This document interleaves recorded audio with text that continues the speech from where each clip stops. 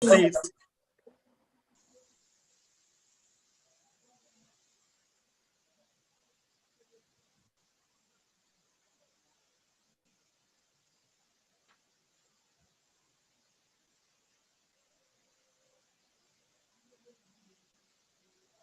Hello. Hi. Hello, can you hear me? Yeah. Yes, I can. Yes, Kura, we can hear you. Yes, I can hear you. Fire on.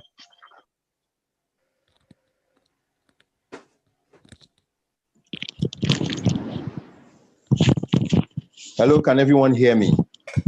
Uh-oh. Yes, we can hear you. Yes, we can hear you. Can anyone just confirm you can hear me? Good evening. Welcome, everyone. Sorry Good evening.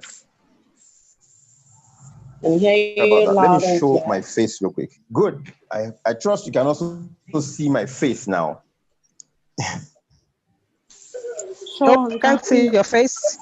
We prefer for the Can't video to see your lock so that you can face. pay attention to what I'm saying. Now You we can't? I'm on two. Okay, can see you now. Okay, great. I'm on two different devices, so you have to look for the one that has my name and see my face with my little turtleneck. Oh, yes, I can see you now. Awesome, great. Yeah, I can see your face.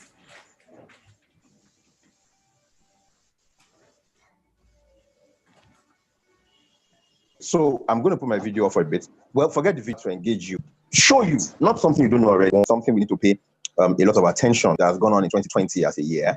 And so many people are wondering, what's the point? Why should I even bother planning for 2021? All my plans in 2020 went up in smoke. Well, let's see if there is some way that we can work around this a bit. So I would lead in this conversation. My name again is Kuro John Ngobo.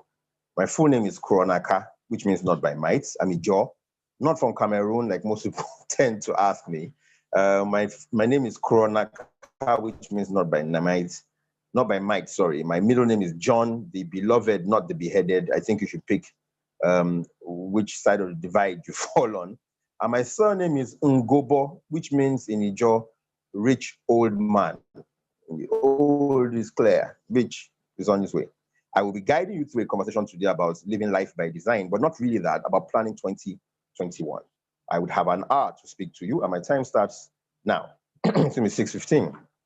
I'll start off with a review, a very brief review of 2020, but hopefully one that covers both sides of 2020, the good part and the not so good part. And then, I mean, most people think there were no good parts in 2021, but let's see how it goes. Just this morning, I got news about Ubon King passing, someone who many know to be influential in touching people's lives and bringing out the value from people that I also listen to most of the time. And hey, guess what? We truly feel sad, but we also have a flip side of happiness that we are still here. And that's something we must hold seriously. I'll talk about 2020 real quick. And then move into you, talking about you. You need to know yourself. And so I'll talk about you a little bit and then go into the other reasons why we're here, vision boarding, goal setting, and something that we've added to today's session that we didn't add to the last three. So guess what? All through this month, every Sunday at this time, I am sitting here engaging a different set of participants. The only two other beings that have been part of this have been God himself, Banji, who's always here, and then myself. But we don't this every Sunday at 6 p.m. We shut down way before 8 p.m. and people go away and start a journey with us for 4 weeks. And every one of those three times we've had it before, we didn't tell them that these were the three things they would need in 2021. We told them by sending them a video later on. But today I will share that with you because it's the last one. So let's go straight into the review of 2020, the year we are about to exit. There were some not so great things. Most prominent, of course, was COVID-19. Second wave, its attendant issues, people passing, people being sick. I hear testing in private hospitals costs about 45,000 per person. Public hospitals have a little bit of stress attached to it. But hey, guess what? The same COVID-19 started up at about this time last year and has bedeviled the world and crippled activities. And one major way of noting this is this. most people need to be active to produce. They need to do something to produce value. And they only get people to pay them for their value when they produce. But during the lockdown, nobody was producing much. Save for people in the essential services, like my wife, for instance, who was in the food business, and a few other people. People in the service that provide us with data and all of that. But COVID-19 really crippled a lot of things and affected the budget as well. Nigeria and her budget has remained over the past decade, maybe even more. I am like the man who says, I earn 100,000 naira every month, but I want to spend 150,000. That's the plan. And that's what Nigeria has done back to back, year in, year out. Nigeria has continued to do that year in, year out. And that has remained the way we have run the country, so to speak. Of course, that means we have a budget deficit of 50 naira. In the case of this man, about 50 naira. And then it also meant that we had to find ways to cover that deficit. So this year, this 2020, Nigeria planned to spend 10.4 trillion naira, but intended to make in revenue and income no more than 8.4 trillion naira, which means we had a 2 trillion naira deficit. And that deficit will cover by, naturally borrowing first. And then, of course, there are other reasons, other ways governments could have made those monies back. But that's the year 2020. We also had the NSAS project protest. I still drove past a business building somewhere in the Lekki area yesterday. One of the few times I decided to go out before the end of the year. And I still saw a complete 3-story building burnt and still the way it was as at the time that NSAS protest happened. So some people have gone about their business normally. Some people have been badly hit. They are not back in business till today. And we believe very strongly that close to 1.2 million businesses have been lost, have shut down because of that protest. And of course, the attendant job losses. I spent a decent part of December talking to people who were on the brink of being asked to leave an organization or who had been asked to go already, which means it was still real up until December this month. And of course, revenues are dropped all over the place. But guess what? In spite of all of these things, that anybody would say, oh, it was a really bad year. People died and all of those things. In spite of all of that, there still seems to be a few things we can beat our chest about and say it wasn't totally a bad year. Because we must always check both sides of the divide. There was the fact that businesses learned how to cut costs. The cost did not favor everyone down the line or everybody, including vendors, but businesses learned to cut costs. Netflix tripled its subscribers. Zoom, that you are on now, has quadrupled its profits. In fact, we didn't know Zoom last year. Ironically, we knew Skype last year. Where's Skype today? We think more than 100,000 businesses have come alive and begun to do business, and people were earning income and co because of the way the year has also run, both online and offline. And of course, one of the big wins for the year included the fact that students or graduates of Babcock University in 2016 established a payment service company called Paystack. And sometime in the course of this year, Stripe bought them for $200 million. Try and imagine what $200 million is, even at 300 naira to $1. Two guys. Did they have backing? Yes, but when we look at things, we must remember perspective is very key. Perspective is very key. You may have one perspective to something, or like they say, one side of the story. There's always another side. So to some people, there was a casting down in 2020. To some, there was a lifting up. And that has gone across board. This is the 2020 we just came through.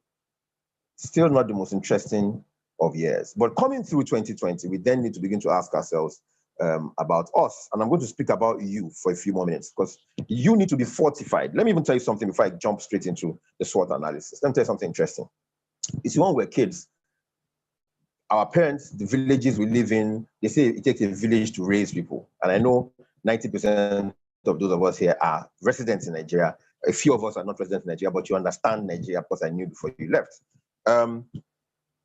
It takes a village to raise a kid. Yes, I'm not in dispute of that. But here's the interesting part. You see, in raising that kid, What the village and everybody involved, parents, uncles, were doing was to prevent the child from going into the world and being exposed to danger. That was what they fortified us with. It was protecting us from going into the world and being exposed to the ills of this world. That doesn't work anymore in today's world. What works now is that we fortify the person such that when he goes into the world, he can navigate everything going on in the world, including COVID-19, and come out at his or her very best. That's the important thing now. That is really the important thing now. It's important to note that that is what we are all doing with our kids today. Yes, we protect them from going out. We do the things we used to do, but not at the same pace. What we do more than now, what the world is breeding people to do now, is to be fortified such that you can go into the world and still excel. You can't avoid the touts, even if you don't live around them. You can't completely avoid the politicians, all of those people you think are not good for us as a people. So the thing to begin to do now is to look at you and fortify you. Now, you can't fortify what you don't know. You can't choose to fortify what you must know it first. So let's start with knowing you. And knowing you starts with knowing, well, first off, your name, of course. I know my name. I know the meanings of my name. I prod your thoughts now and ask you, do you exactly know the meaning of your name? Could there be something in your name that has guided you through life, or that is hindering something you can be? I think you take a look at it. But that's not today's conversation. Today's conversation is about you. So what are your strengths? Now, many people have heard the SWOT analysis before, and it simply means, it's an acronym that means strengths, weaknesses, opportunities, and threats. We know that. Do you apply it? Do you even understand it? Is the question we seek to ask every other day. So even though I know most of us do, I will still share it and share it real quick. Your strengths refer to the things you are good at doing, you enjoy doing, and you can do for free. Anything that you can do for free, you enjoy doing, refers to your strengths. Why should you know them? You should know them. And please begin to take notes now and help me. Help me by writing down at least 3 things that you would consider your strengths. What would I call a strength for myself? As an example, I like talking. If you know me, you know that I like talking. In fact, in my secondary school, when I was going to leave secondary school, they asked us to fill a slum book. Those books you fill where you write your hobbies, your likes, dislikes, your address, and all those things. And when they asked me to write my hobbies or my likes, I'm not sure which of the 2 it was, I wrote 3 things. I wrote that I liked to talk, travel, and meet people. Ironic, isn't it? Talk, travel, meet people. I don't know how many decades it's been. I'm not that old, but seriously, it's been a while.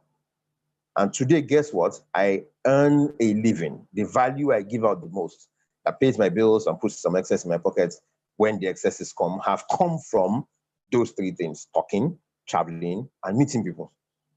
But you see, because I know talking is a strength, I must begin to think of how to convert that strength into value. And so for that reason, I'm reading and learning a lot so that I can put sense in and talk sense later. So it's not garbage in, garbage out. Because if I talk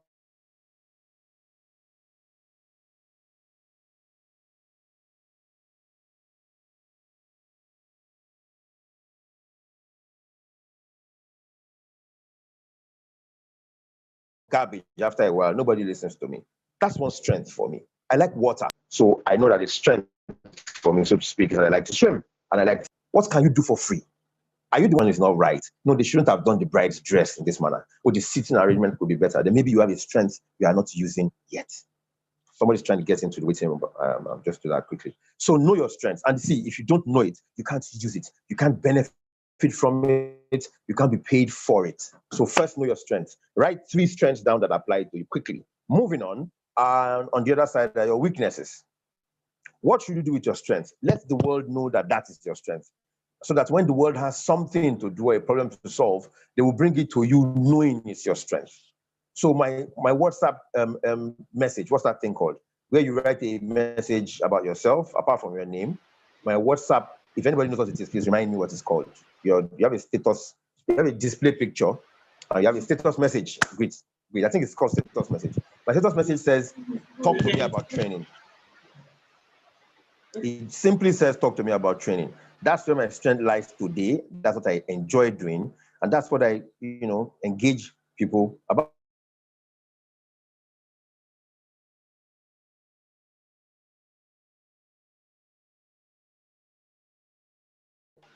Write 3 of your strengths down real quick. Second is your weakness. Your weakness is something you're not good at, you don't enjoy doing, or you shy away from doing. Anything you're not good at, you don't enjoy doing, or you shy away from doing is your weakness. You need to know them. What do you do with your strengths? Tell the world what your strength is, or your strengths are. Let the world know that those are your strengths, so that when opportunities come, the world will point you in that direction. And the world will bring business and all kinds of things to you. Forgive me for that. I think my voice is stable now. I was trying to mute everyone else. For your weaknesses, what you need to do with your weaknesses, the things you're not good at, are a number of things. The first one is you can improve yourself so that your weaknesses do not tarnish the value you are giving to the world. So you can learn how to improve your weaknesses by going to someone who already knows about it, by reading up about it, so many things. But you can improve on your weakness till it becomes something you're good at, and then it flips to becoming your strength. But that's not the only thing you can do with your weakness. First, you need to know it so that when something comes your way and it's a weakness, you can act quickly. But the other thing you can do with your weakness is this: find a partner whose strength is your weakness. So, case in point, I don't like math. That's not true. I don't mind numbers now. Not that I like math, but I don't mind numbers now at all. But if I didn't like math and I had reports to produce in my business that required numbers on a regular basis, statistics, data, what I should do is either hire or partner someone else whose strength is in numbers. When the two of us combine and produce a report, you would not notice the deficiency, which is a weakness for me. In fact, we think, honestly, that marriages should be tied like this. People should look at marriage from this perspective as well. Know your strengths first. Find someone else whose weaknesses are your strengths, so you complement the person. And then the person's strength is your weakness, so they complement you as well. Just saying, I'm not a marriage counselor, but that's something to look at. You need to know your strengths and your weaknesses, and remember that both of them are internal to you. They are about you, inside of you. But outside of you are two things. There are opportunities, the favorable external factor. So some people, COVID-19 was an opportunity. To some, it was a threat.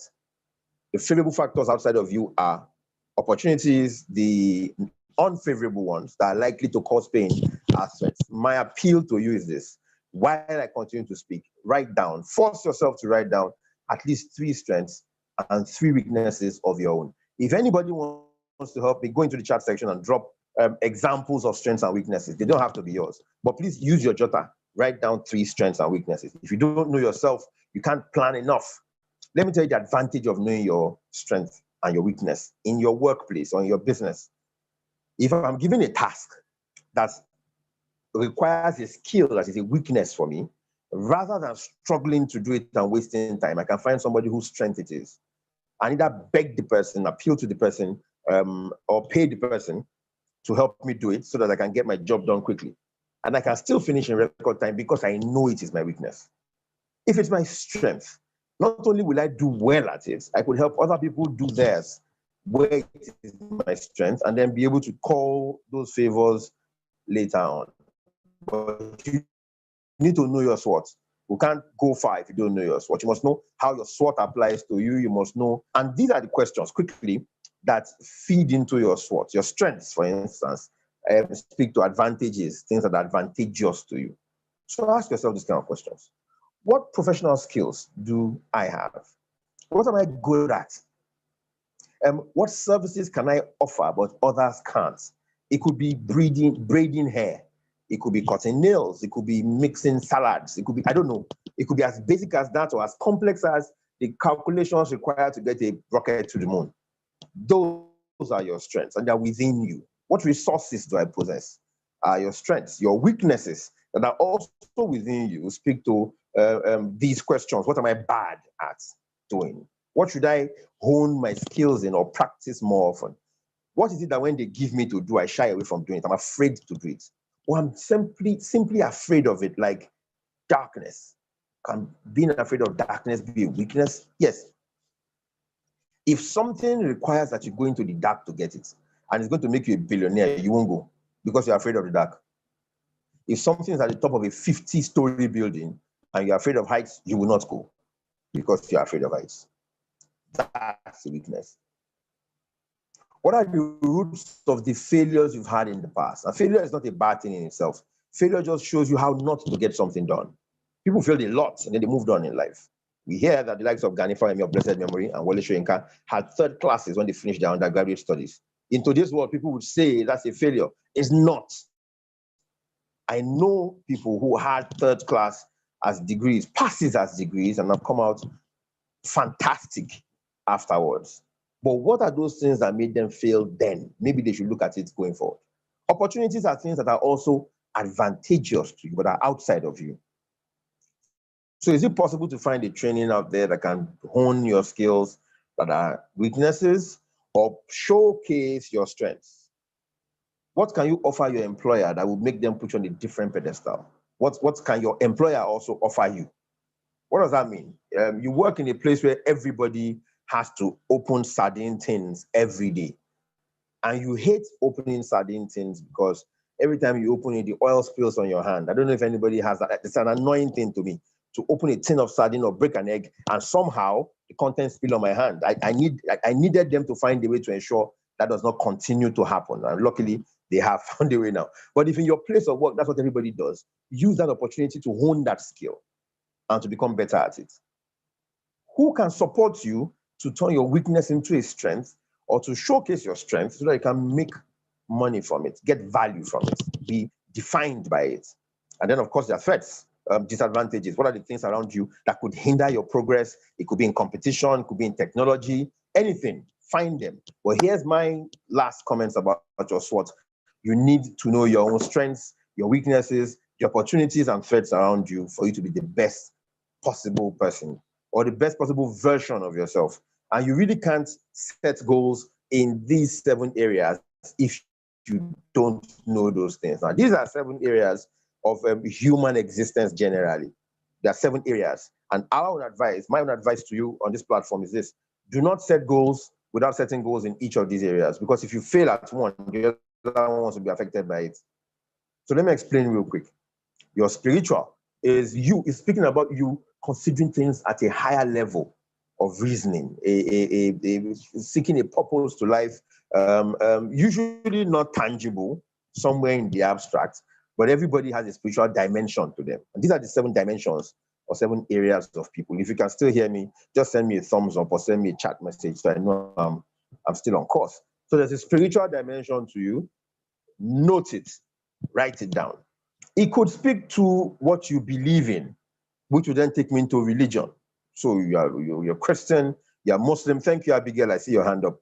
I feel okay. Thank you very much. You're Christian, you're Muslim. Those things speak to the spiritual aspect of you. So you must set goals there. Everything happens in some in some invisible states before it comes to manifest here. Case in point, everything we know today was conceived first in the mind of a person. And in the mind, it wasn't tangible. There were no planes before the first plane was built. There were samples of things that were going to lead to a plane being built, but there was no plane.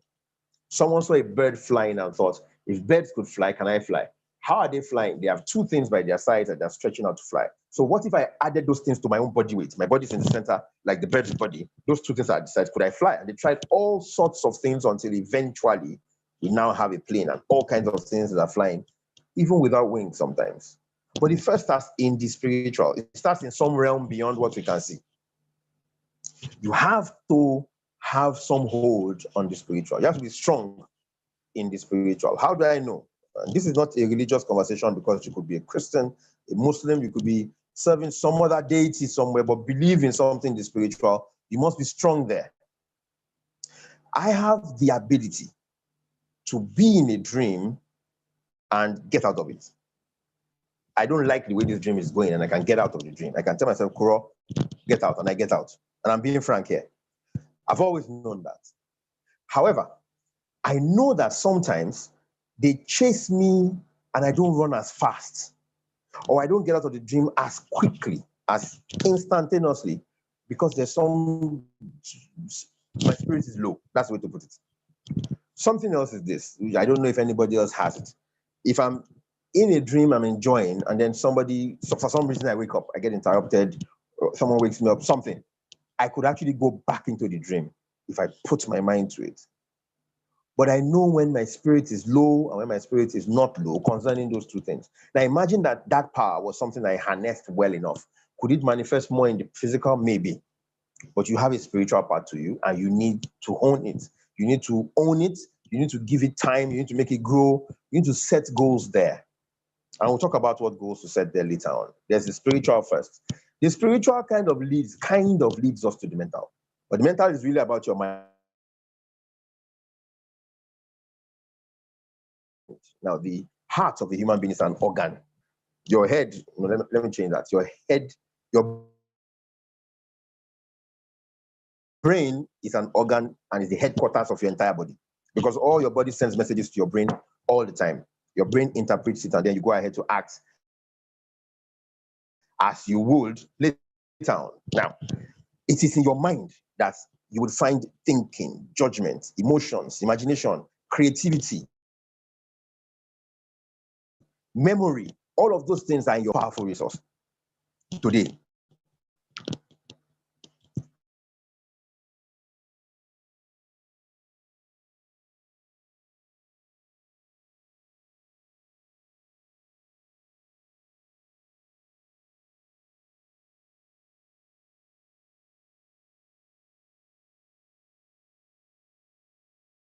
That's why somebody wrote a poem and said, if you're right, in the world, and I'll prove measured by gross domestic product. This is not an economics class. We can do that later in the year. Are not the ones who have tangibles as resources. They are products of their minds. The countries that produce technology, for instance, are not necessarily the ones who have the raw materials to produce the technology. They think it through and then they produce it. You have to set goals in all these 7 areas, starting with your spiritual. And then you must set goals in your mental. And your mental is really a function of what you take in. What are you listening to? What are you watching? What are you reading? Who are you hanging around? How are they influencing you? How do you see things? If you want to know how you see things more, join an emotional intelligence class next year. If you have before, go and reopen those notes. It will show you a little more of that. But there's the spiritual first. You have to have a good hold on that. Then there's the mental. Then there's the vocational. And this one is easy. It speaks to your calling or your profession. So you're a pilot, it's a profession. You're a teacher, it's a profession. I don't even know what to call my profession. Lecturer? No, I'm not a lecturer. I don't teach in a school or in a university, but I'm a trainer or a training and business development consultant. Anyways, your profession, what you do primarily to earn a living, is vocational. But it could also be your calling. So if you were a clergyman, a pastor, an imam, or something like that, it should also be your vocation. You need to set goals in your vocation. If you don't get your mind right, you will not. Someone said, "Coach, thank you very much, Abigail." If you don't set goals, that have to do with your vocation, other parts of you will suffer for it. For instance, your finances will suffer for it, which is the next one.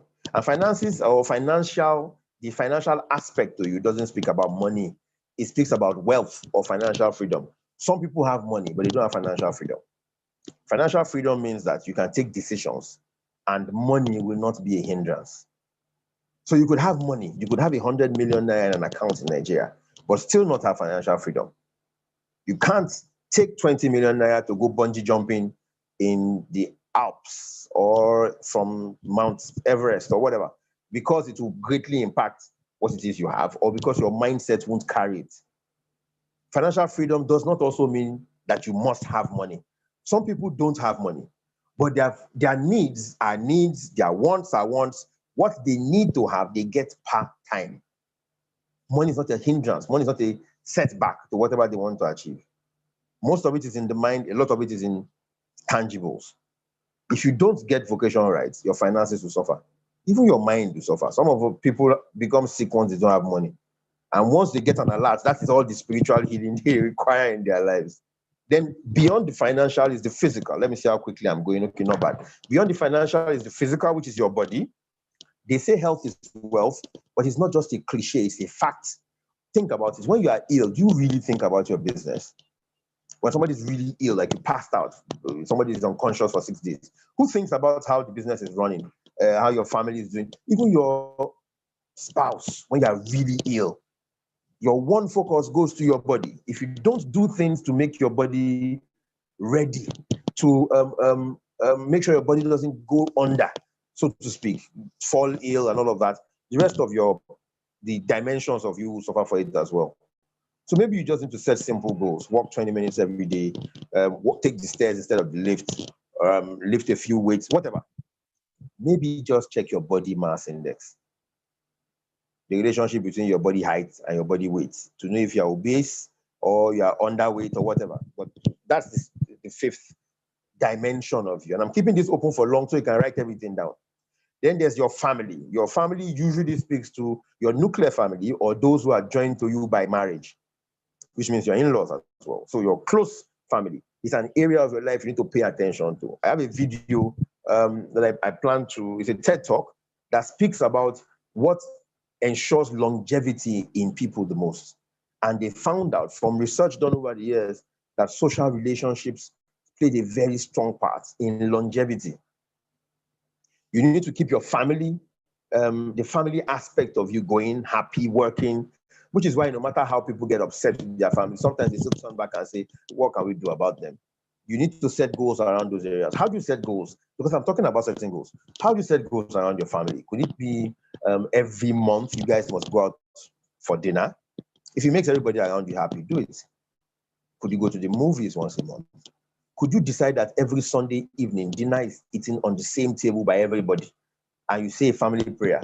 Because the busy aspect of our lives don't allow us to do, the vocation and all that don't allow us to do this every day. Can you do it once a week? Once, 3 times a week if you want to. But find a convergence point for your family to grow and to bond. And then also there's the social aspect. You need people in your life outside of your family, people you work with, people you live with and all of that. I'll point to you the way you can set goals in these areas later on. But these excuse me, are the 7 dimensions of every human, and you must pay attention to them and set goals in all 7. If one fails, the other will suffer for it. If your mind, if your mind is affected and you have mental health problems, or you've gone local, nothing else works. There's no spirituality, no finance, nothing. So don't set goals to have a 6-pack from the 1-pack like me, and forget about the vocation that will bring the money to help you with the diet that will make your 6-pack work. That's why we pointed all of these out. And that leads me to creating a vision board. Many people have heard of vision boards before.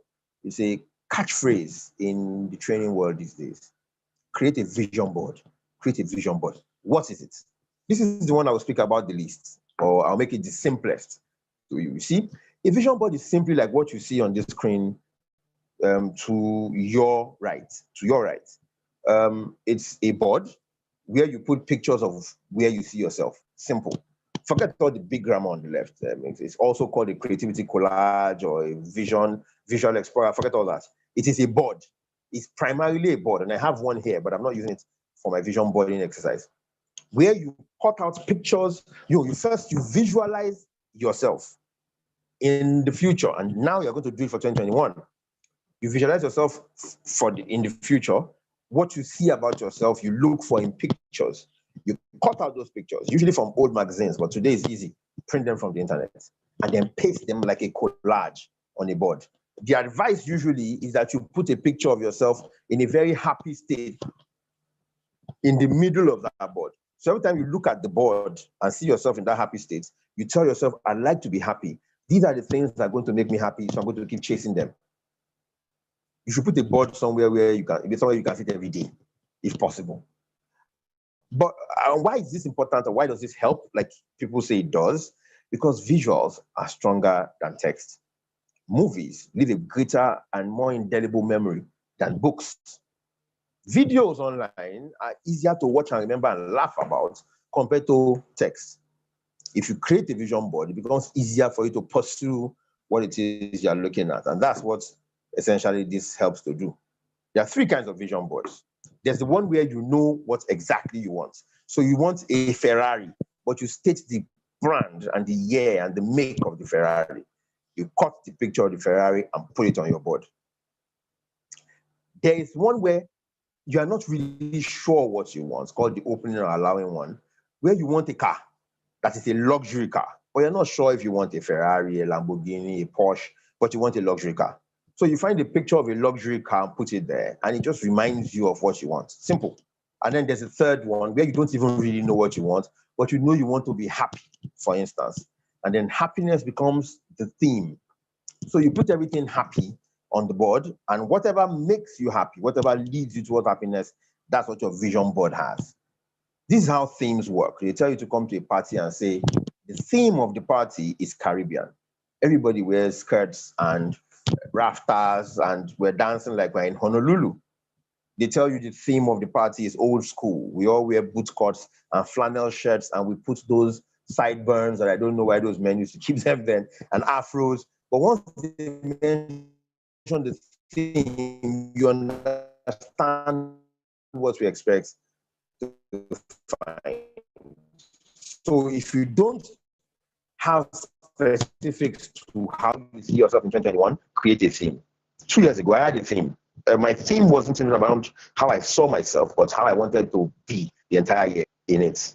If I'm doing it, I must continue to do collaboration in it, which meant I would not try to do it all by myself. I would find partners and people who are interested in doing it to get value from it as well. But when I couldn't come up with a clear vision of the year, I just picked those words as central themes. So whatever it is I was doing in that year, I would refer to the theme and ask myself, does it fit in with this theme? And then I'd go on with it. But you need to have a vision of how you see yourself in 2021. It's important for a very basic reason. And I've told everybody over the past 4 weeks. The wind blows every one of us as it will. But some people get onto the seas with sailboats and set their sails so that even though the wind is blowing everybody in all kinds of directions, it can take them where they want to go. If you've seen this movie, Moana, is an animation I've seen about 20 times, or you know anything about sailboats, you will notice that sailboats really don't have engines behind them. What they really, really rely on is a sail, a huge sail that they open up into the wind begins to blow it, but they set the sail every time they want to go in a direction. So the wind takes them as they want. In the life that we are in today, you cannot live every day as it is. You must set your sail. Otherwise, the world will blow you where it will. And usually, people get to hit the rocks when the world blows them. Everybody wants to take from you. People want your attention, your time. They want you to do their own things for them and not yours. You must set your sail. And the easiest way to set your sail is to first know where you are going. And to know where you are going, you must have a vision of it. If I'm going to Kano, I want to know the road to Kano, the landmarks to see, what to avoid, which way to turn. Otherwise, I could end up in Ghana. So a vision board is very, very key. I've already told you how to create a vision board, but I have a little caveat for you. Not a caveat, it's not even a proviso. A simple tip for you. Don't go around looking for a wooden board like this one and say that's the only way you can create a vision board. You can create a vision journal. Get a jotter. I told a story. I'm looking at my diary. Okay, it's not here. Well, I won't call it a testimony, my story with them. I thoroughly believe that whatever you want in life, you should communicate it, because when you say it to the universe, it's called the law of attraction. The universe conspires. And someone said conspire is wrong. I don't think that's the issue. Things begin to work around you to make what you want next year in 2021. I didn't want a jotter. Also use a board if you want, but I wanted one that had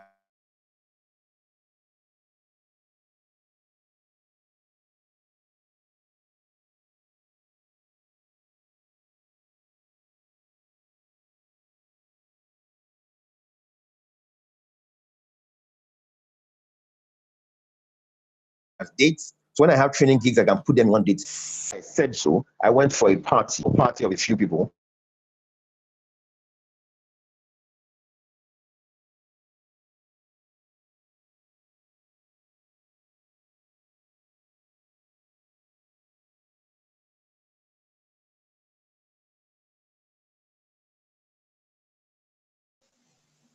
Hello, can you hear me? I think I lost myself for a minute or two there. I can hear you. Okay, I think I broke off for a bit. I apologize. Yes, you did. You were breaking up. Yeah. Okay, great. Thanks, Binkwe. Good. So I'll put my slides back up now. Just give me a minute. But let me speak to this real quick. So, like I was saying before, I went to attend a party, and guess what was in my party pack? A diary. I did not believe it. I was like, no, this can't be happening to me. But that's exactly what it was. There was a diary in my party pack. And that diary is what I'm going to use in the coming year. Somebody's mic is on. Could you please mute it so that the rest of us can just follow through on this? I'm going back to where I was on. Yes, I've seen where it is now. So I'll go back there now. Let me know as soon as you can see my slides again. Welcome, Abiola Oreagba, my very good buddy.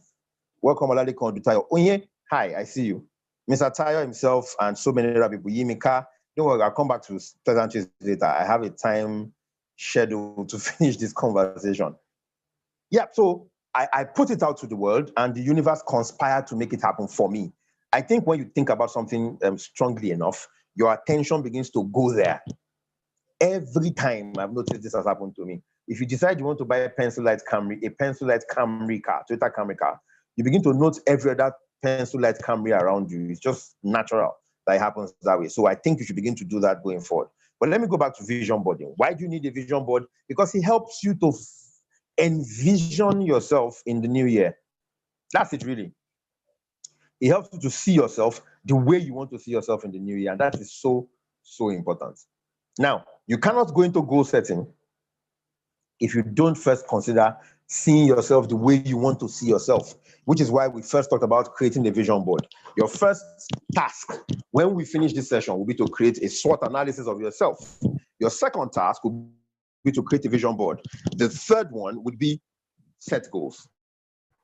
I already expressed to you that you need to set goals around those 7 dimensions of you, or 7 areas of your life and your existence. But why do you need goals? Goals are important because they help you with direction. If I know I am going to Kano, you cannot make me go to Ore. If I'm going to Kano from Lagos, I will not go to Ore. I will not follow you to Ore. I will not allow you to lead me to Ore. I would know once I get to Ore that this is not the way I'm going. And direction is more important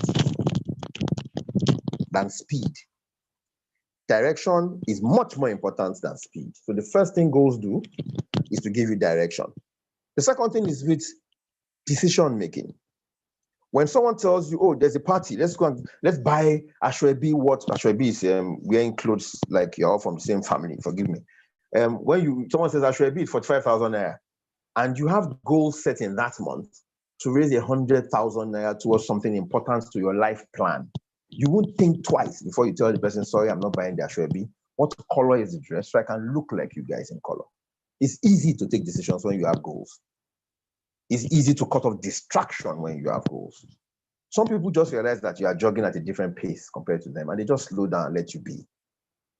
When you focus on something, so case in point, let me go back to the video so you can see me again. Case in point, you are focusing on the device to see me now.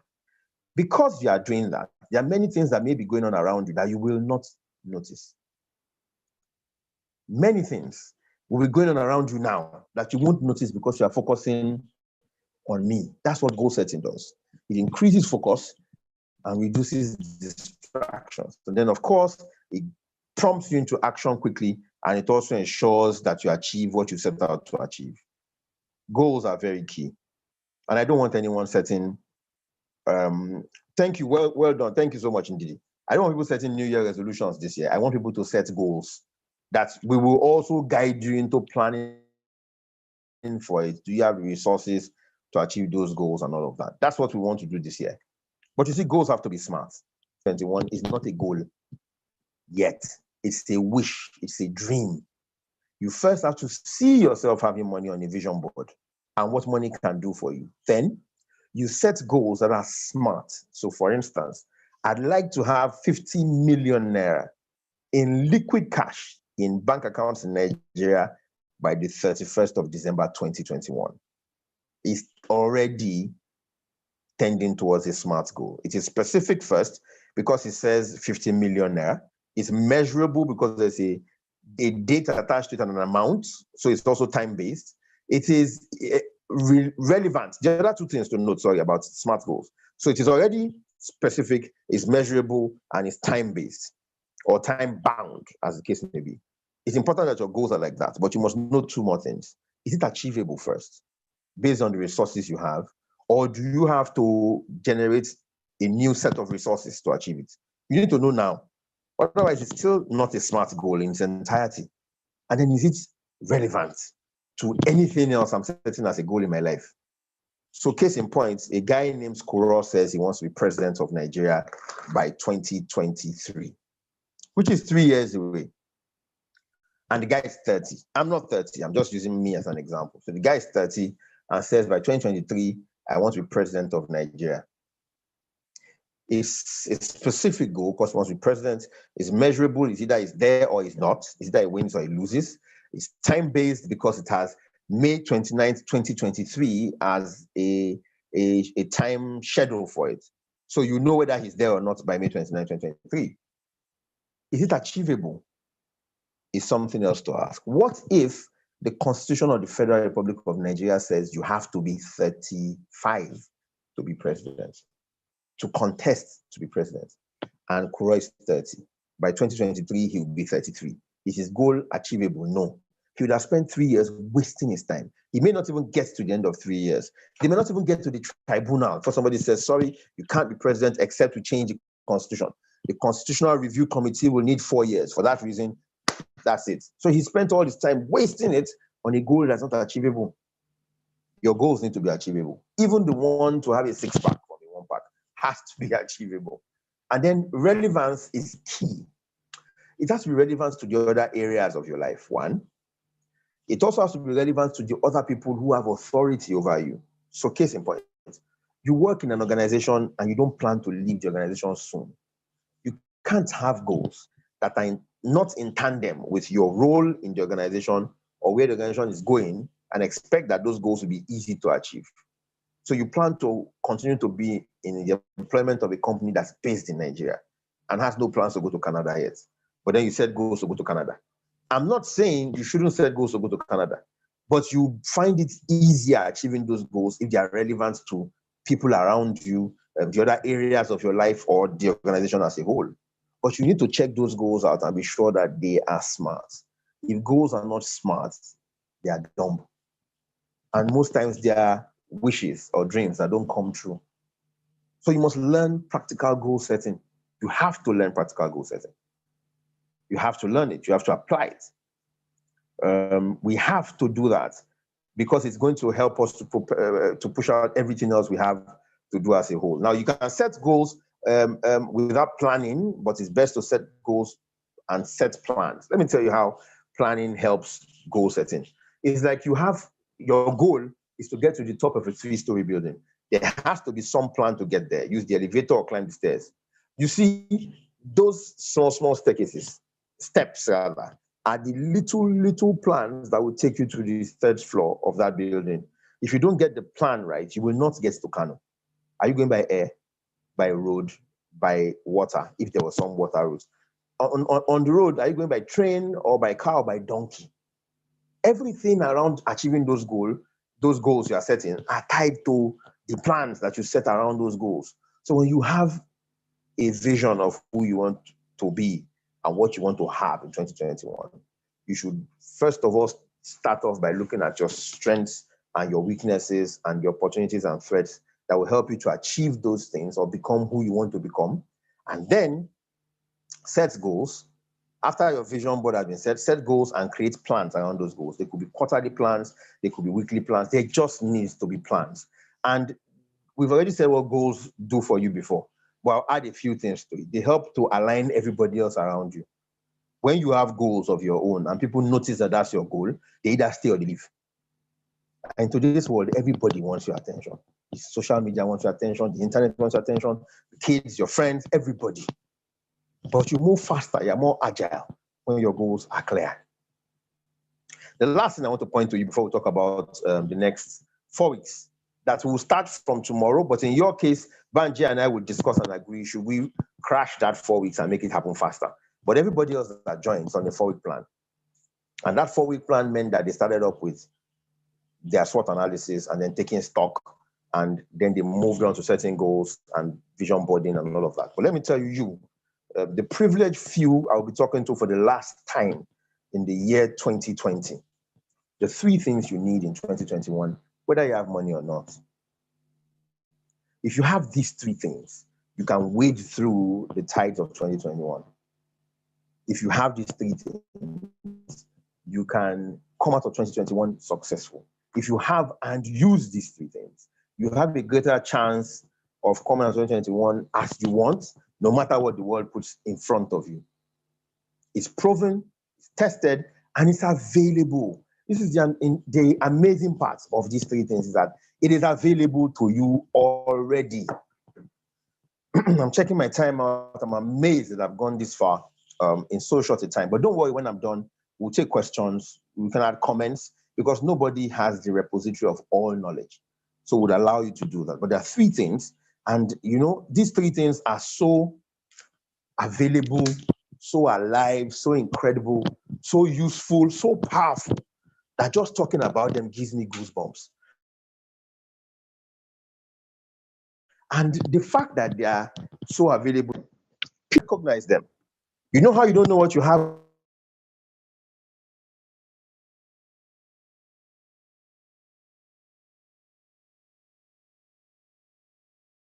until you lose it?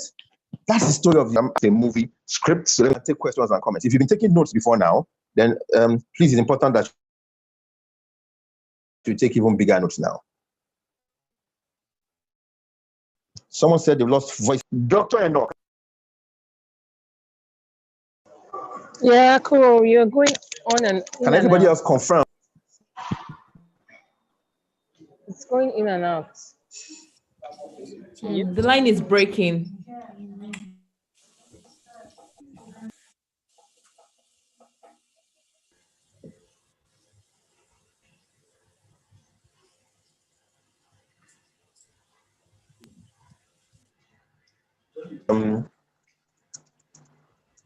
So the question.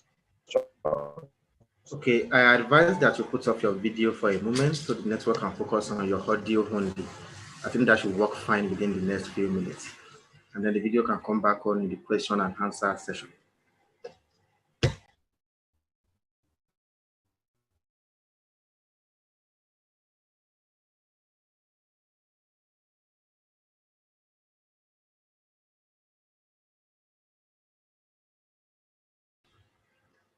We apologize for this break in transmission, as it is usually said.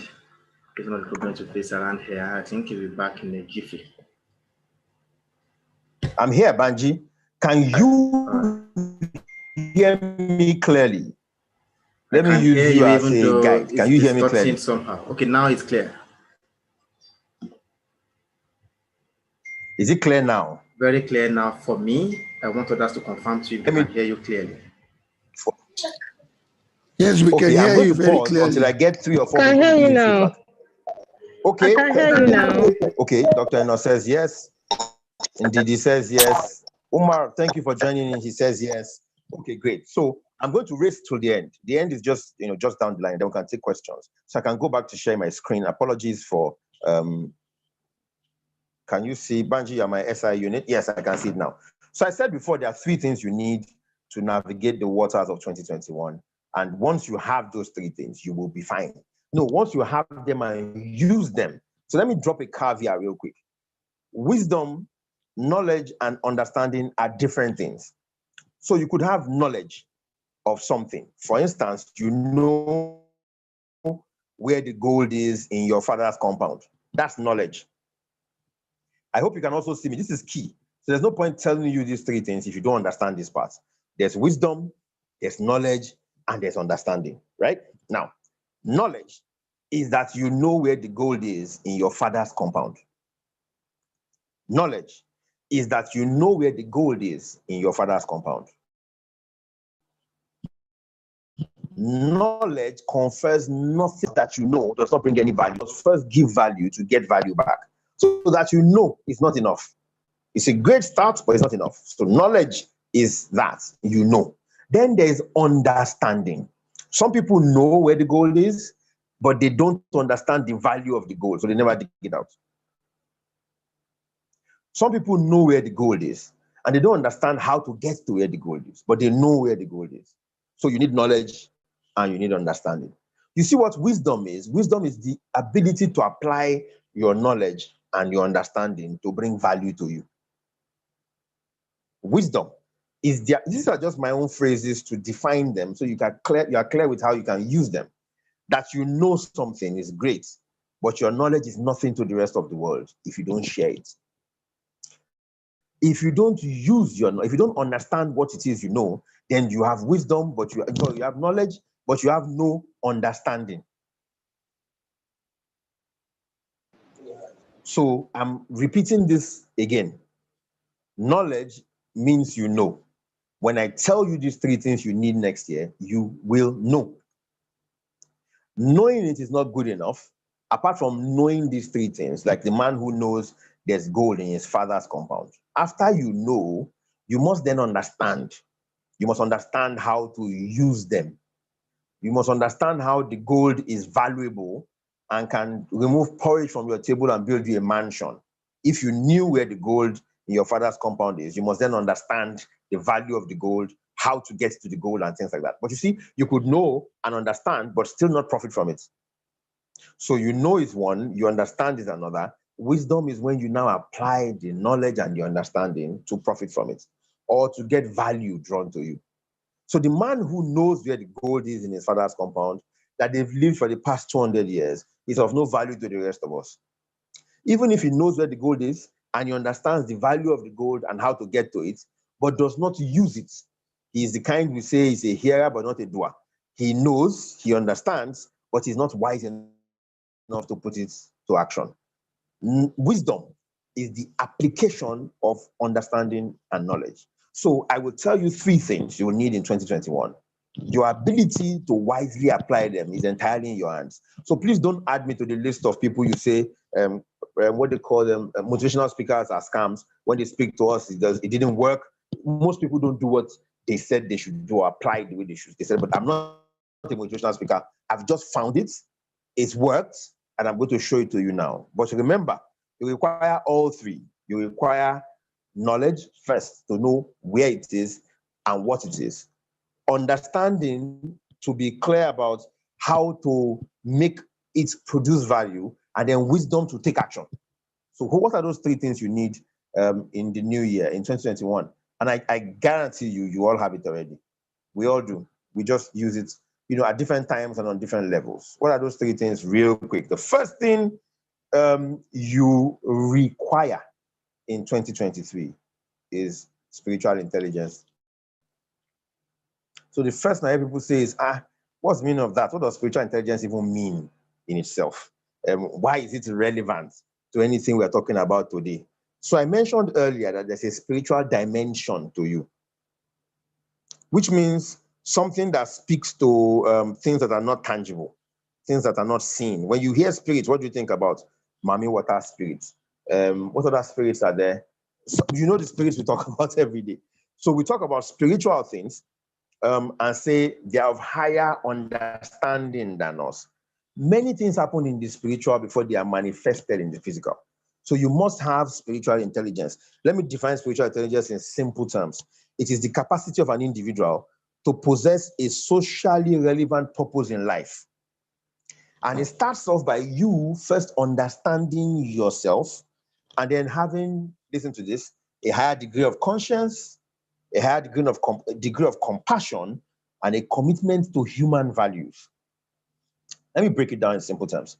It means that a spiritually intelligent person has a higher understanding of the way things operate in the world today, has a higher degree of, a higher resonation towards things that are happening in the spirit. Now, that doesn't mean, being spiritually born again or being spiritually a Muslim, so you are holy and pious, you pray 5 times a day. I'm not talking religion here.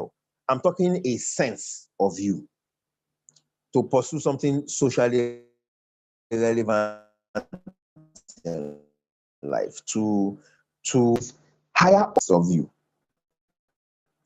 Everybody has it. Everybody requires it. Why is it relevant to your being successful in the year 2021? You see, some people will know what to do before you, and they will choose whether to do it or not before you. As soon as the pandemic began, some people began to pitch their tents. This business cannot continue to run this way. We must do something different. So I had two people who came up who would have spoken to me in the past. Mr. Kuro, things are tough. Anything for your boy, blah, blah. One was someone who fried akara. The other was a barber.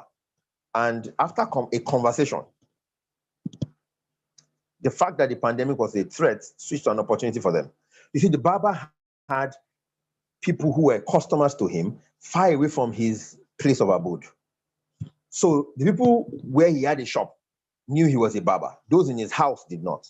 So when he was restricted to his house, he could not continue to do his barbering business. And I simply told him, people need a haircut.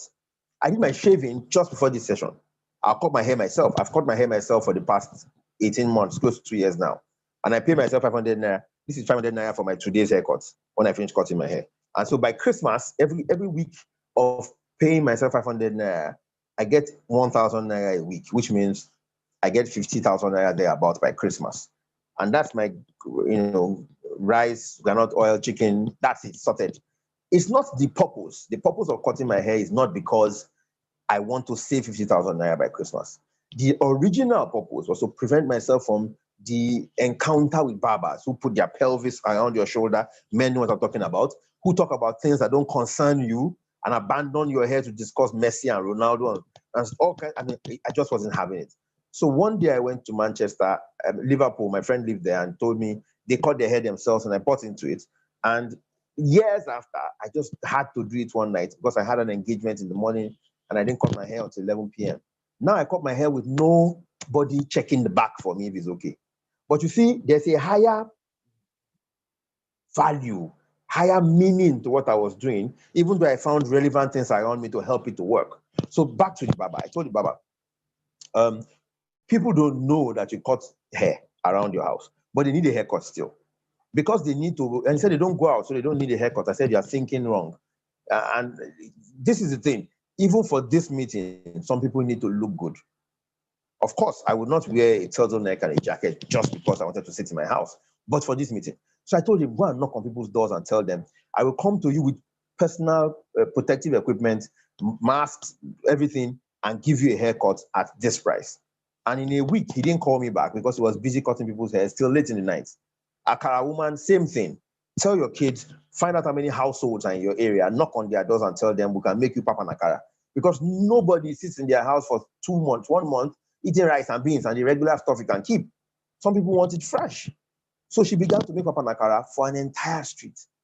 It is something that connects to the deep. As they say, deep calls onto deep. You need to find a way to stimulate that deep in you and deploy it to work when you need to. Spiritual intelligence will carry you through 2021. When not to travel, when to travel, how to do it. Some people call it gut feel, it plays a role. Some people call it intuition, it plays a role. Those things are connected to things of the spirit. They're not tangible. It's the first thing you need in 2021, and you already have it. You just need to grow it. The second real thing you need in 2021 is you. Just you. Your mind. You see, I have postulated 3 theories that I have not yet patented, but I'll share it with you all the same. My 3 theories are tied around the story of Adam and Eve, and that story is relevant in the Bible and in the Quran today. So, because the 2 major religions of the world accept it, I accept it. Let me postulate my theories from Adam and Eve and bring it to Eve. Left the garden of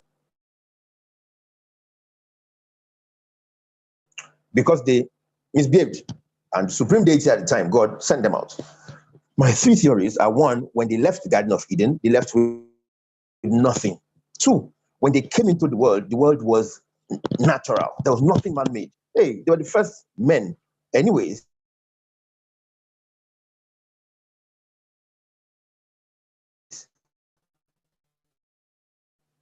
And my third theory is that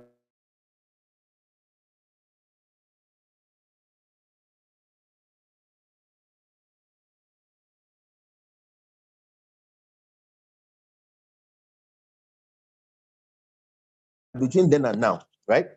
Everything we know, from my clothes, the roller banner behind you, my company's name, now have been created from the mind. No supreme deity has come to the earth, them into crude oil, to PMS, DPK, and minds have continued to produce in the world. Donate with you. I have one question to ask.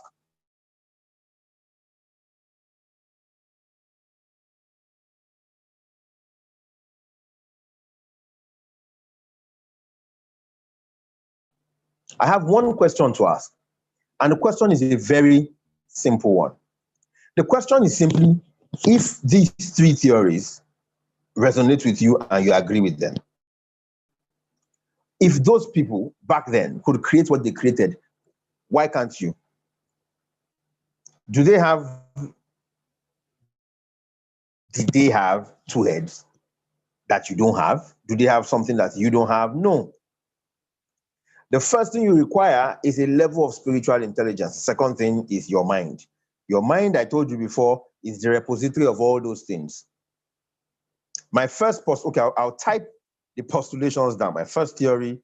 Okay, when I'm done speaking, I will type them out again, Abiola, and then you can see them in clear glare. But my theories are simple. The first one is that Adam and Eve left the Garden of Eden with nothing. Second one is that they came into the world and met nothing man-made. Everything was natural. And the third one, I'm repeating them now. The first one, Adam and Eve left Eden with nothing. Please, when you write it somewhere else, put my name next to it. Kuro John Ngobo 2020. Adam and Eve left the Garden of Eden with nothing. Theory number one. Number two, that they came into the world and everything was natural. Nothing was man-made.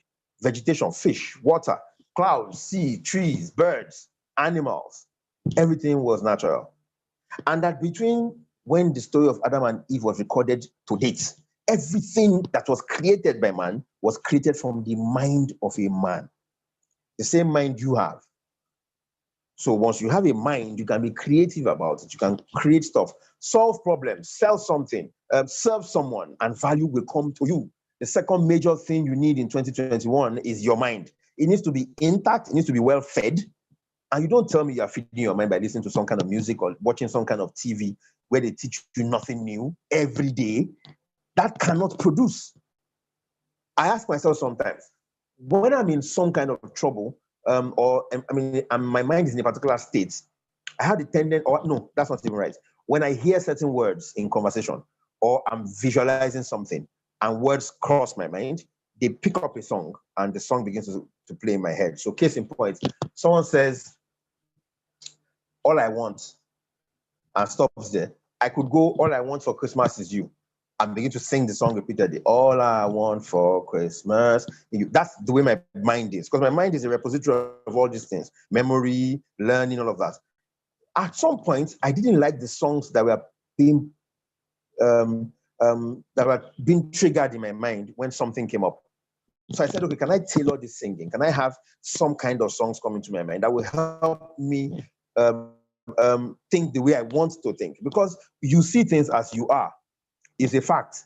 So I changed my alarm ringtone in the morning to songs that when I wake up in the morning, they first of all set me in the right mood. Even your ringtone, the alarm tone that wakes you up in the morning, you find a gloomy song and that song wakes up with an annoying sound. You know those sounds that come with your phones regularly? When you allow them become the wake up tones, you can imagine waking up to that kind of noise and expecting that your mood will be, come on. So I find the right songs. I wake up to those songs and then I go into the day. If I want to go into the day enthusiastic, I change the song to an enthusiastic, upbeat song. I put the phone far away from me. So I have to get out of bed, go all the way to go and stop the song. Sometimes I don't even stop it. It's your mind. You need to train it, you need to empower it, and you need to learn to manage your emotions. The one thing that distorts the mind of a man and prevents the man's mind from producing anything valuable is emotions, your emotions. Anger, sadness, happiness, even joy could make you not productive. You're so joyful and you're joyfully around the world. Value is staring you in the face, you don't produce it. You don't connect the dots. Somebody asked me one day years ago that, do I know Femi Branch? I said, yes, I know him. And he said, okay, I'd like his number. I said, what would you like? And that was how I got into connecting movie directors and actors with people who wanted the service. Your mind is your number 2 thing. Even in that simple thing you are doing now, you're making beads. You're not selling. Your mind needs to create a way to sell those beads. Some people may help you with it because their minds can connect to it faster. But you, if you put your mind, just sit down and say, I really want to think about this. Most times, any problem human beings have, we can find a solution if we commit our mind to it. You may need to search, you may need to talk to someone else, but in the mind, a solution would appear. So I've told you 2 things you require. The first one is a level of spiritual intelligence. You must understand what goes on in the deep before you go and get from deep. And why that is key is this. Everything of value in the world is below the surface. Crude oil, gold, diamond, bitumen, everything. The second thing you require is your mind. That will then help you connect what your spiritual intelligence has brought to you and find the ability to do all those things, understand, know, and then wisely action so you can get value from the world. And then number 3 is people.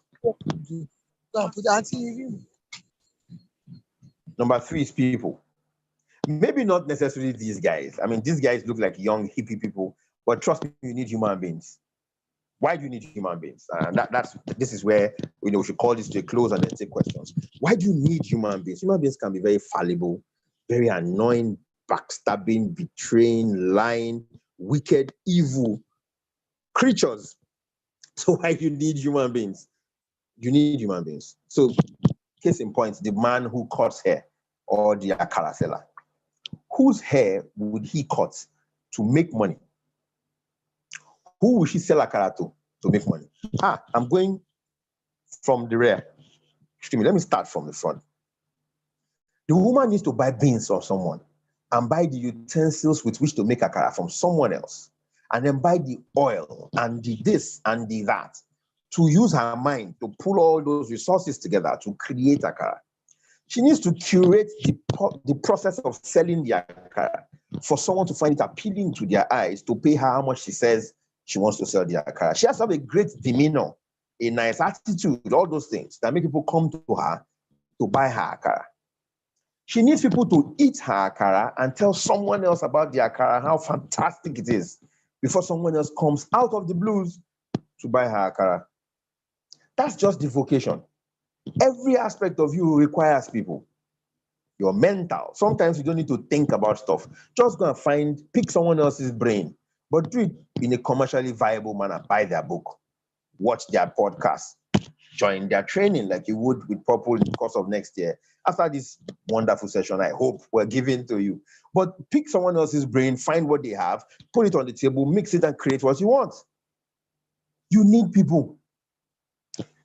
I have people who've engaged me when I needed people to lift my spirits, help my vocation, help my finances, give me a foot in the door, give me connect somewhere. I found people to even do business with people I know. People are buying rechargeable lamps from my brother. People are buying hampers and groceries from my wife. People are doing things, people around me because they are people. You must find a way to be a socially relevant human being. Think about the fact that when you're in a WhatsApp group and you have one person who's a nuisance, if the nuisance speaks, we all don't buy what he's selling. However cheap it is, no matter how much value it is, if the person is a nuisance, we won't buy from him. Whether you're doing work for someone else or you're doing business for someone else, those things matter. And you have to know that you need people. Without people, you cannot do anything you want to do. You cannot be anything you want to be. You cannot go anywhere you want to go. Even that vision board of going to Hawaii on holiday, who's going to fly you there? Who will sell you tickets? Who would attend to you in the hotel? Who will put those flowery things on your neck and dance with their hips for you while you're in Honolulu?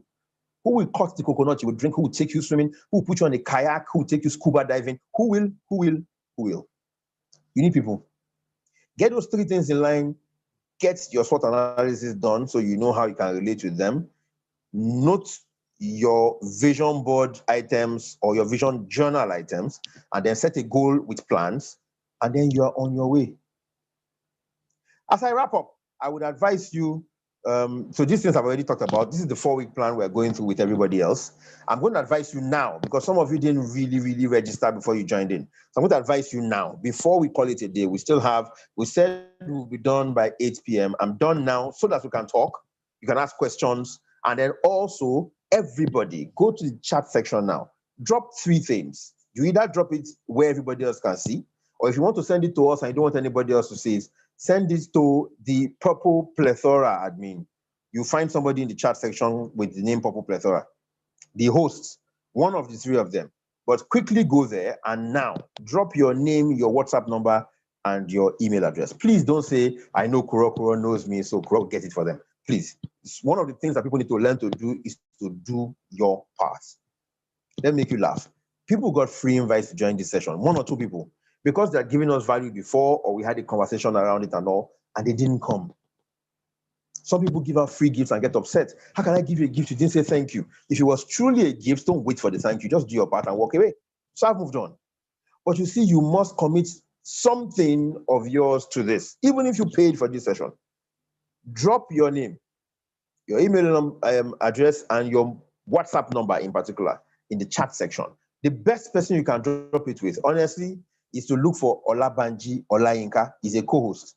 He is the guy who takes all those records and does all those things. So go to Olabanji Olayinka and drop it there. Your name, your mobile number, and your WhatsApp number, and your email address. What that will do for you is this. It will make it possible for you to be a part of this 4-week plan. So in the first week, we will do stock taking. You must first of all know where you are before you decide where you are going. If I'm from Lagos and you are going from Niger, we don't need the same time. So name your email address and your WhatsApp number and let us pick it up and reach out to you so you can join the team that is going on the 4-week journey starting tomorrow. So first week, you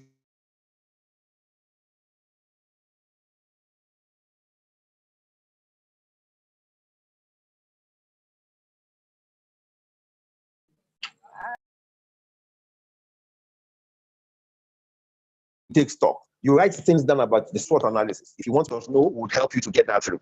What you question at that? So what are your strengths? So we go through that in the first week. In the first week, in the second week, we'll set goals together, which means you have a vision board or a vision journal done, and then we'll set goals across all 7 dimensions. So we do that in the second week. In the third week, we'll do one of the most important parts of it, which is this. Those goals you set, do you have what you require to achieve them? You need to know. Otherwise, you set goals, and then at the end of the year, you'd have achieved only 2%, and you'll be upset with the rest of the world, including us.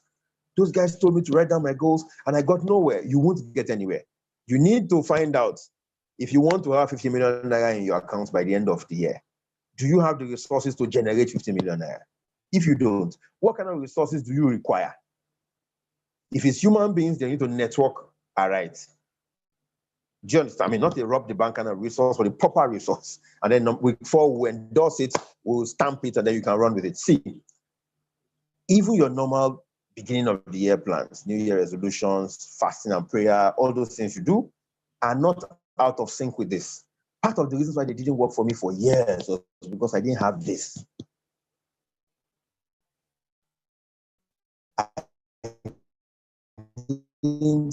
Envision myself. They give me a prayer point to all of us in the religions we believe in, Islam, Christian. So I'm praying a prayer somebody is asking me to pray for. It's not aligned to what I want to be in the year. And when your mind gets focused on a particular brand of car, I told you before, you see every one of that car in your estate, on your street, in your office, because your mind is focused on it. This is the reason why you're here. So you don't go on. Thank you, Dr. and the rest, and the whose messages I've begun to see. You don't go on to set New Year resolutions that you fail at on the second day of the new year. You need to take stock. So that's why we're here. My time is up.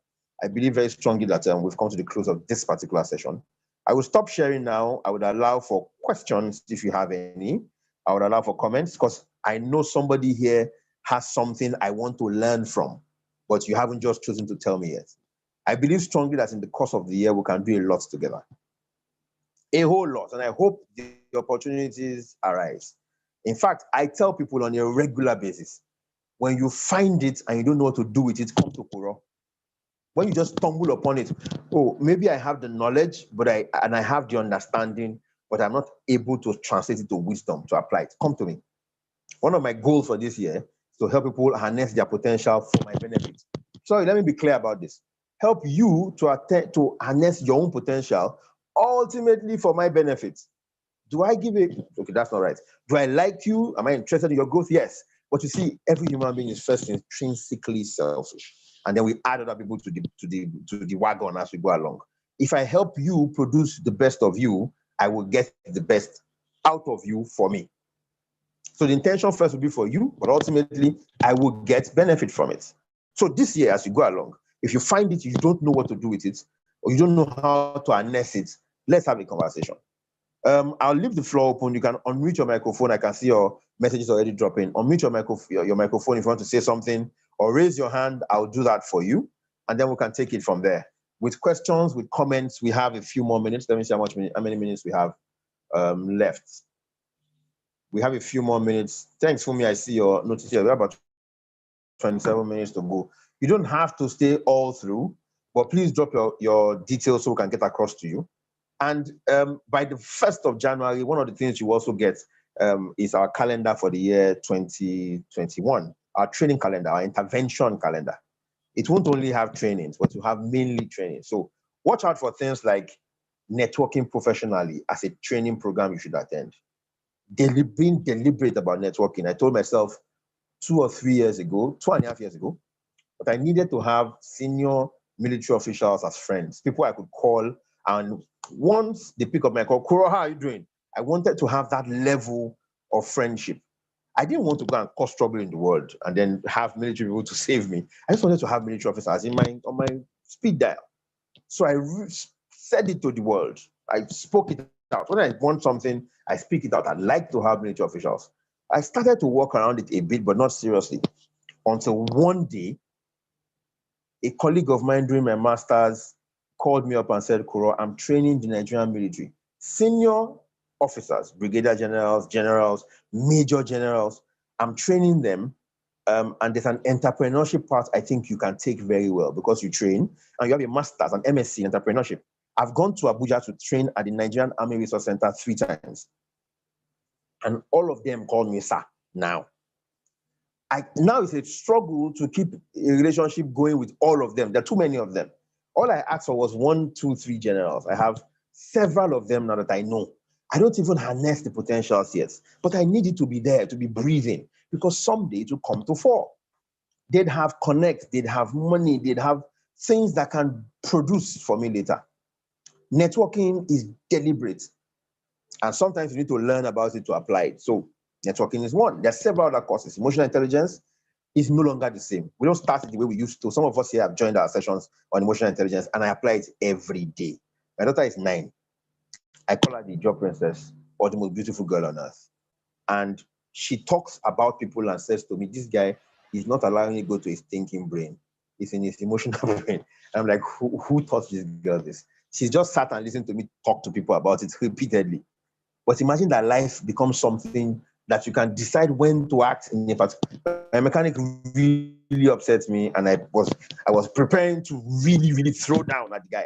But because there was some time before he came, the message moved to my thinking brain, and I asked myself, what does a shouting match help you to achieve? Which one is more impactful to people? That you shout at them, or you tell them, leave and don't come back? Which one is more impactful? Which one makes more, shows that it has touched your, as Jobe says,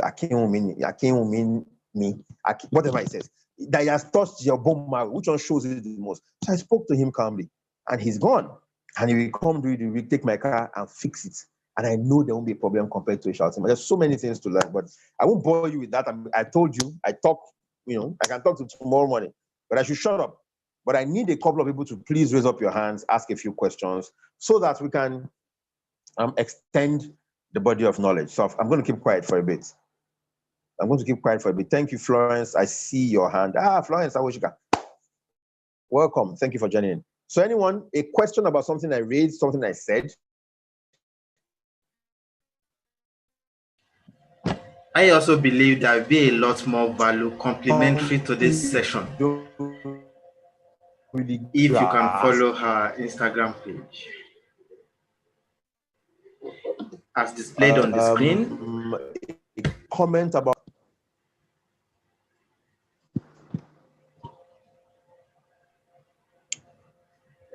Banji, we can hear you. Are you still there? You seem right, to yes, have broken off a bit. All right. Okay, Can you hear good. me now, sir? All right. I was saying, yes, I believe there will be a lot more value complementary to this session if you can just follow our Instagram page, where we put up a lot of things that can help you in your career, in life, and other things that applies to you as it may be. So please, Purple House NG. Just put on your Instagram page, search, and you'll find us. Follow us, and then you can, maybe before the end of the year, you may win something around that session, possibly. So please, just do that before the end of this, before you forget. But just do a screenshot of what is on the screen now, and then put in your Instagram, search us, Purple House NG, and follow us. Thank you.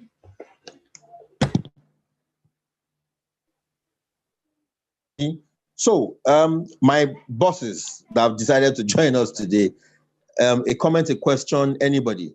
I'll just hold on and wait for us to do that real quick. Thank you, Lola. I see you. Adedaya and Wumi, God bless you for joining in. Adenike, thanks for not missing it this time around. Onome, I see you as well. Rita, welcome. Anybody? I'll keep the mic open and I'll just keep quiet. Yeah, good evening. Yeah. Good evening, sir. Yeah, my name is Tayo. Mr. Tayo Adekoya, good evening, sir. Yeah, my name is Tayo Adekoya. Great. Yeah, I actually work for a leasing company called Adeptless Limited. Okay. I don't really have a question actually, and Mr. Tayo, could you please speak up a bit? Your Okay, can you hear me now? Yes, it's much better now. Thank you. Oh, okay. Yeah, I was just saying I really don't have a question per se. I just want to comment what you are doing. I mean, I thank you for inviting me for this to this program. And thank you, sir. I want to encourage every one of us. I'm going to confess, all you have said, I'm not hearing it for the first time, but like every one of us say, and like you have also mentioned in the course of your speech, that most times we listen to all sorts, but we never act on those things. I mean, a lot of us are guilty of it, or let me speak for myself. I'm particularly guilty of it, you know. But going into the year 2021, if we want to be a better person compared to what happened this year, all we need to do is act. It's good to come to programs like this, but it's always better to act on whatever you have taken. It could just be one action point that you're going to take away. Believe me, the few times that I've actually taken action, I'm far better off multiple times than I used to be before I get any information. So, Mr. Kuro, I really want to thank you. I want to thank your team for this. And thank you very much, sir. Believe me, even if I have gone to a business school, I'm not sure I'm going to get anything better than what you have given to us. Thank you so much. Thank you very much, Mr. Tayo. Thank you so much, sir. Faith, I saw your hand up earlier. Do you want to unmute your microphone and speak now, please? Hello, good evening, Mr. Kuro. Good evening. Yeah, good evening, everyone. Sorry, I'm in a kind of a little noisy environment, so I'm just trying to hide out so I can ask the question. It's okay. Okay, you said something about, first of all, thank you for this beautiful opportunity. I think I'm one of the people that enjoy the free show of it, and I really appreciate it. My question is, you said something about when you're working, you make your plan alongside with your I'm not sure. work. Hello, can you hear me? Okay. Hello, I lost you a bit, but I think I can hear you now. I can hear you now, yes. So working alongside with your plan at work. Yes. Something about your plan and then carrying your work alongside your plan as well. So Yes. you get this along the line. Now my question is, personally, it's a challenge for me that I really need to work on in 2021. Okay. To understand about my workplace. We've talked, yes, we've talked, and I think I shared a little bit of some challenges with you. Yes. But the challenge is where the environment per se not letting you do what you want to do because of some that involves. Okay, for example, my department, we have to do our work with the software. Now, that goal, we can't achieve it if it's just one system that is operating on that software. And several means to see how we can get it to work on other systems, but we usually have network issues and the rest, and then it keeps dragging our work backward.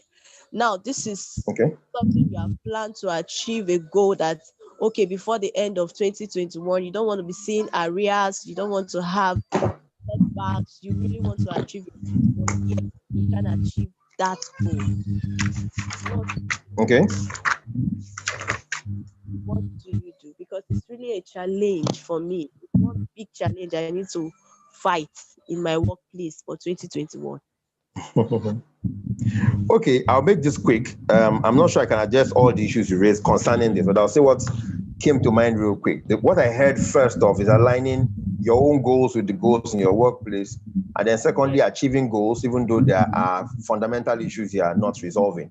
I think what you guys need to do first is to do what we like to call a root cause analysis. What is the reason why you can't achieve what it is you're supposed to achieve? So you've mentioned something that sounds like you have a bit of an understanding around it.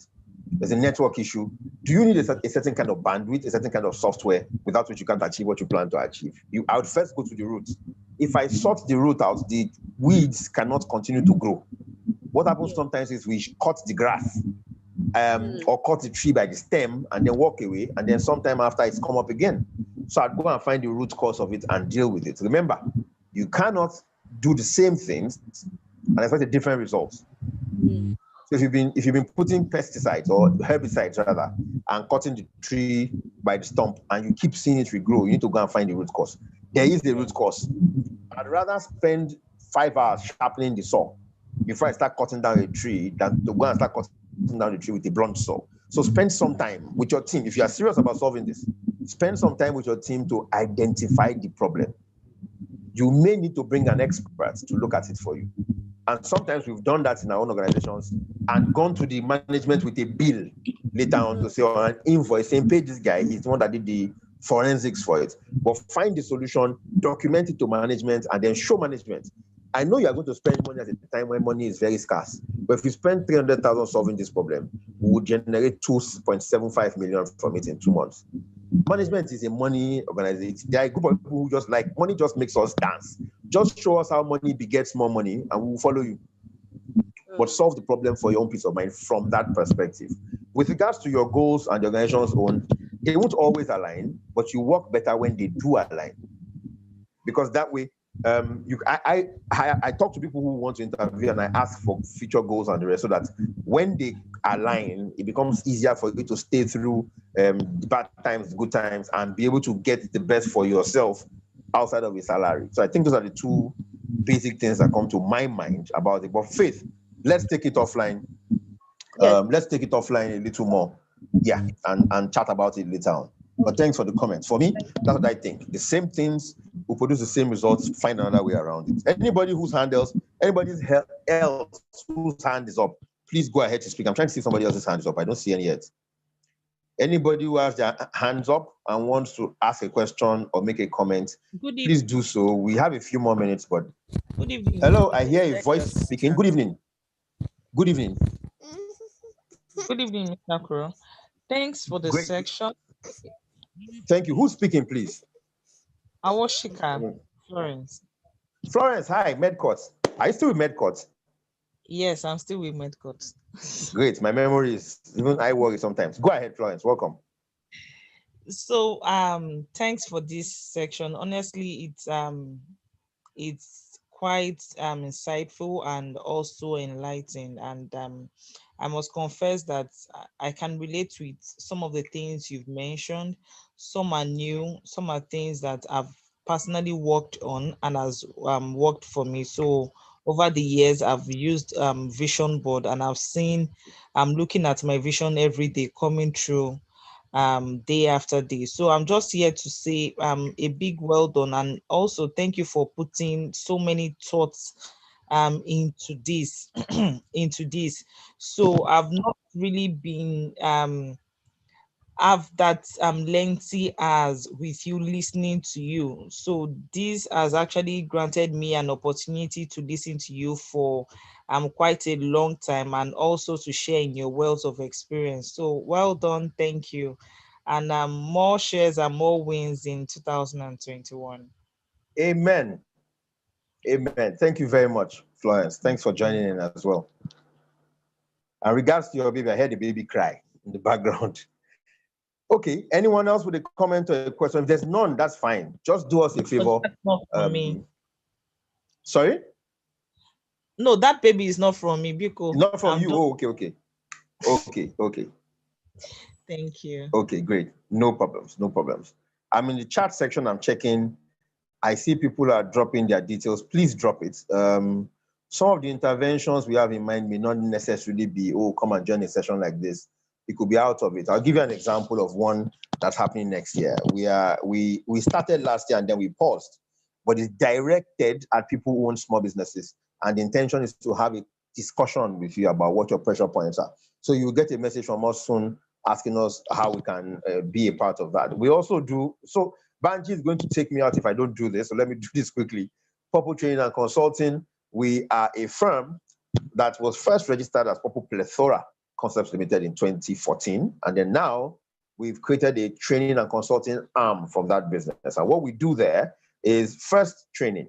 Now, to us, training is not something that is a must do or a nice to have because of regulatory. No, training is something you do because you want to get your people to do more.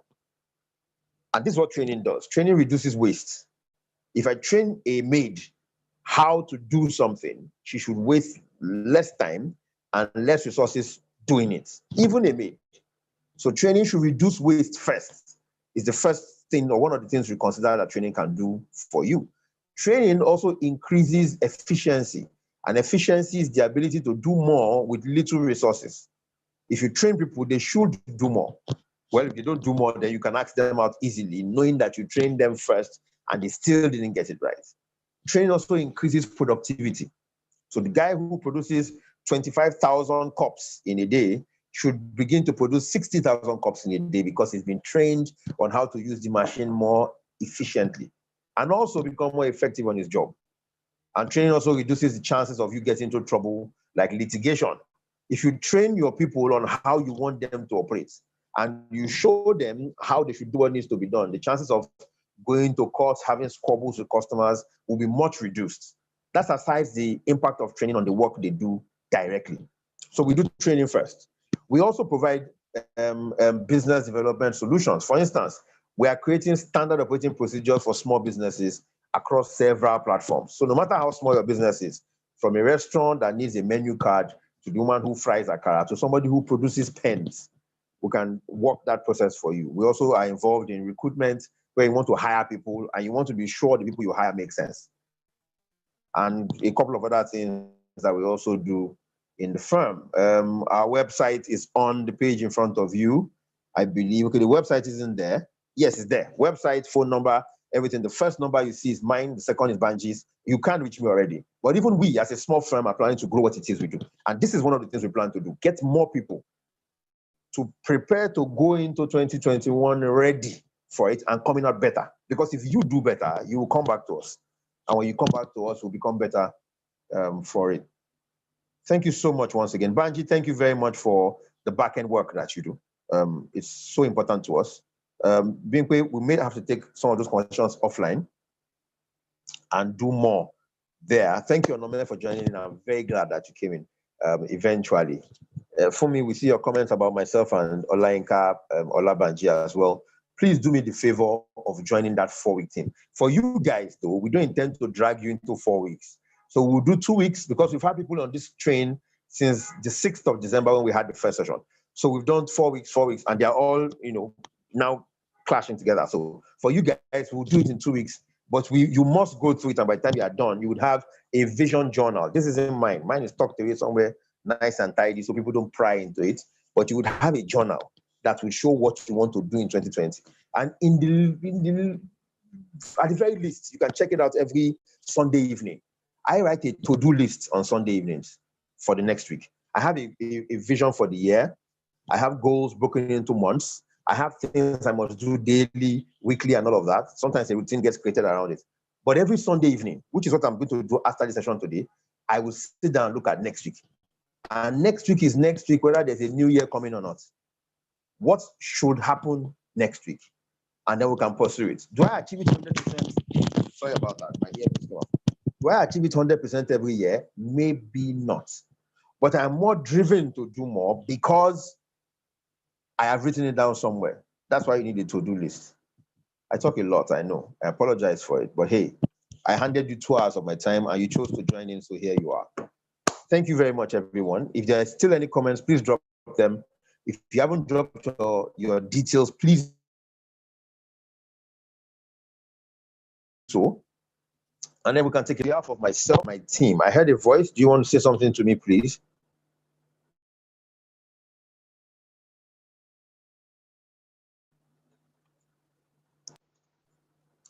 Is someone saying something?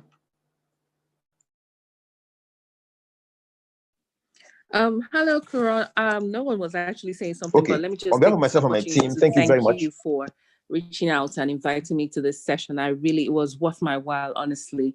I didn't know that I would have, the time out of thanks all a lot, the activities going on this weekend to actually join. But we started and I got stuck in it. So thank you very, very much. I really do appreciate this. Compliments of the season to you too.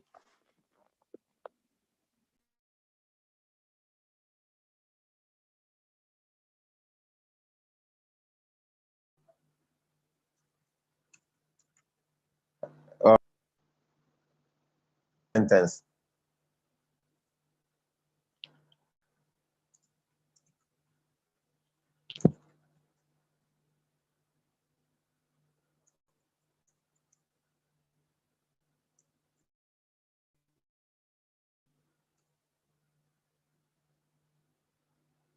Thanks, Onye. I was hearing, I think your sound has gone off, but thank you very much for those.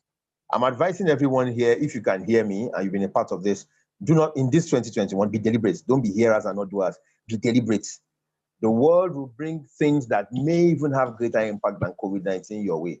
But in the midst of it, people who know where they are going, the wind will blow all of us. They will set their sail and get where they are going. So please, this year, you take nothing else away, be deliberate. Don't just go through the year the way it's come. Do things